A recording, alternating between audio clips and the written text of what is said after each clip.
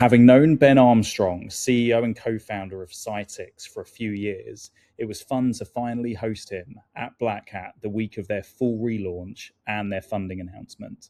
I'm Oliver Legg, co-founder of Aspiron Search. Enjoy the show.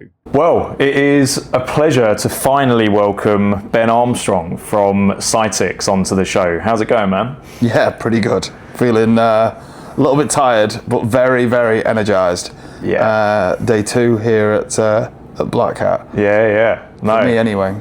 Yeah, well, day two for it all molds into one. Day 2 or 3. It's Wednesday today. We arrived on Monday, so who knows at this stage. But yeah, like super stoked to have you on in general, but especially like today, because you guys have literally just done a full relaunch of Cytix with the brand. You've done a product pivot. So yeah, like really interested just to dive into what you were, what you are now, and the whole reason behind the pivot. Yeah, I mean, absolutely. I mean, I wrote an article this morning about Cytix has stopped being a security testing company and started being a software change risk company, which feels like a massive pivot, right? I think the irony is that it's not a pivot at all. Nothing's fundamentally changed about what we do, other than the fact that we've realized more specifically about all the different ways people use our product. Security testing is a use case you get from fixing change management for security teams, right? When you put a security lens on top of a system like Jira or ServiceNow, yes, you will then get better security testing, and that was where our focus went. But by trying to make the security testing better and better and better, we've constantly made our ability to understand change risk better and better and better. And now we've got customers buying us that couldn't care less about security testing, and actually really have other use cases like better governance. They want to stop their developers having to write questionnaires. They want to be able to understand the full context behind a ticket, not just that. Agentic testing being the new one, right? Pen testing agents are everywhere. You can't run them on every PR, it's too expensive. So how do you pick which PRs to run them on? Well, you need to understand the risk of the changes first. So I came away from RSA with a bit of a head scratch, to be honest. And that was what, 4 months ago, is it? Yeah. Thereabouts. End of May, end of March. We've got these great partners in people like NCC Group and KPMG. We've got these really, really big enterprise customers using us to fix their change management processes, and we've got people using us for security testing. And I had to join the dots. I had to look at everything and go, right, like what connects these things? Why are we able to do all these? Have we got 3 different products? Or like, am I missing something? And the missing link really was change intelligence, change risk. Like, we are here to change is a fundamental problem for security teams, like identity, like cloud, like data security. Change is up there. It's a big thing. How do you manage and govern change, and how do you evidence that you do that? And there's never really been a platform for it. So that's Cytix in a nutshell. And because you started as a testing company. When did that shift to change management happen? So we were always, from day one, we realized that you've got things like scanners and you've got things like bug bounty. It was continuous testing was the word at the time. And you've got scanners, you've got bug bounty, you've got PTAS, if you remember PTAS. I think that's kind of dead now, but like it's still kicking. Pen testing as a service. For anyone that doesn't know, we come from a pen testing background. That was Tom's been a pen tester his whole career. Tom and I have worked together for our whole careers. I've sold Tom hundreds of times into companies. We felt like if continuous can't exist. That was the mantra, right? You can't test every feature in every system every minute of every day, and that's what continuous implies. So how do we get as close to continuous as possible? Well, applications change all the time. So why don't we start actually looking at changes and using them as a vehicle for how we create sort of micro tests that can be done continuously. But by proxy of doing that, we're building this change risk platform. We're building this deep understanding of changes, literally from day one using AI. And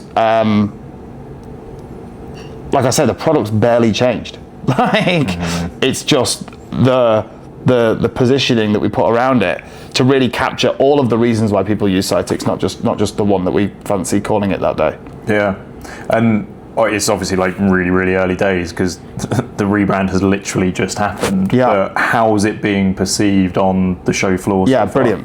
brilliant. We did a session with the sales team literally just before we came here. Like, how are we going to have some sort of repeatability on the booth? Like, what's the opening line? Like, how are we going to bring people in? And I think the beauty, but also the hindrance of the business is that when you put a security lens on Jira, there are so many different benefits that could come from that, and it's really subjective. Are we talking to a GRC guy? Are we talking to an AppSec girl? Like, what's the demographic? So realistically, on the booth, because of the way we're positioned now, it's just we're a software change risk company. What does that mean to you? And let them tell us where they think, putting a security lens on Jira would help their business. What's the most common thing you're hearing to that? That allows us then to focus. So we've gone from trying to stand out as a testing business, which, as I said before, if you look at Black Hat, every DAS scanner, every SaaS scanner, every agentic pen testing company, every bug bounty provider, and every pen testing company, that's 5 different categories, are all selling the same message. We've gone from being the 6th one to being something no one's heard of when they come to our stand. Something that they just didn't think was available, but can solve so many other problems for them. And does that create its own issue around category creation or budget creation? Sure. As a founder, I refuse to look more than 3 months into the future in lots of ways. I do, I like to think, I do crystal ball gaze as best as I can. But yeah, like that's a challenge for down the road. There is a category forming around this. There are other vendors that are doing things similar. They're positioned very differently to us. They're positioned more as a dev tool. We're positioned much closer to the business around change management and change risk, but similar technology. So I think some of the legwork might be done for us in terms of like in any competitive market, you're all helping each other. I'm going to butcher this, but it's like many ships raise waters or something like that. I think the parable is effectively that the more ships in the harbour, the better it is for everybody, kind of thing. I don't know, but that's kind of what I'm. You butchered it, but do you know what I mean? I know what you're trying to say. We operated with we do this for 2.5 years, right? So and we were June 25, we were kicking rocks, right? So obviously we were working really hard, but we didn't have the revenue or the traction to really justify a business. June 25 to now, we're like 10x where we were comfortably. So everything's changed commercially, and so everything's now based on data. It's based on real life. Like, no, people are buying it for this reason. Other people will buy it for this reason. So yeah, it's that competition forming is exactly what we need. We're a UK-based company. We're not, we haven't just come out of stealth with $100 million.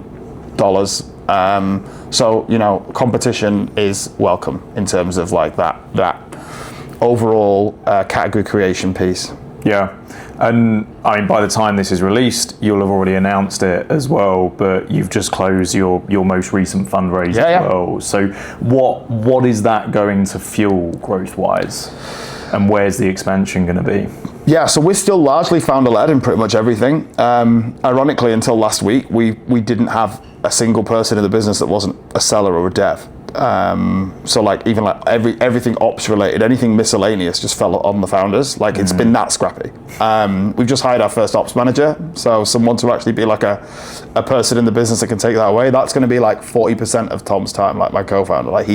As you can probably imagine, when ops tasks come to the two of us, they more naturally align with Tom than they do with me. Not least because people actually want them to get done efficiently in a timely manner and repeatably.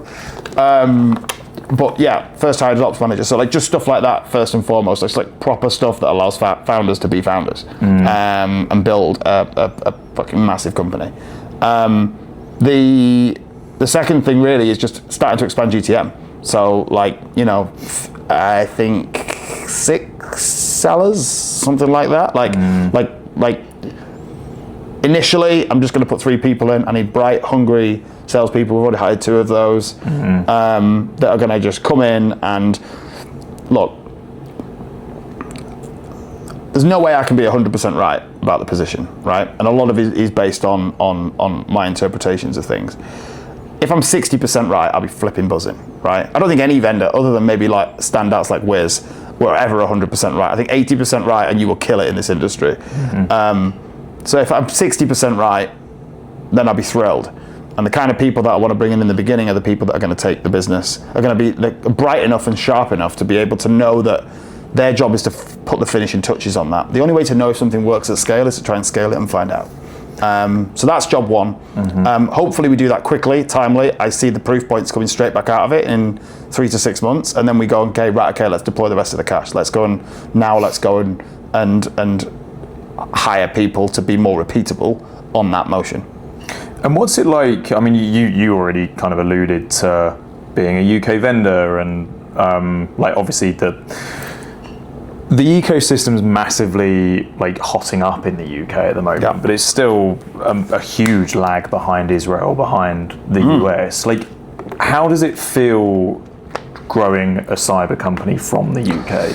I think times are changing first and foremost. You know, whether it's Harry at Maze, Andy at Tracebit, Harry at Revenge, James at Revenge, Henry at Geordie.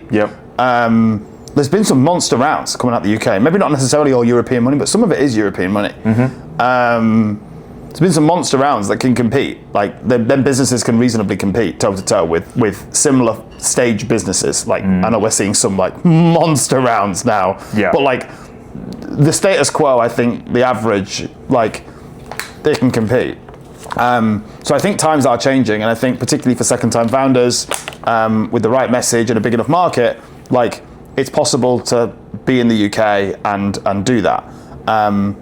Obviously, you've got many advantages to being in the UK. I've heard many UK founders that live here talk about, you know, offshoring their development capability to the UK. I find it mental that people use the word offshoring when they're referring to London salaries, but like compared to here, like it is effectively but you know, so there's there's literally no difference in scale.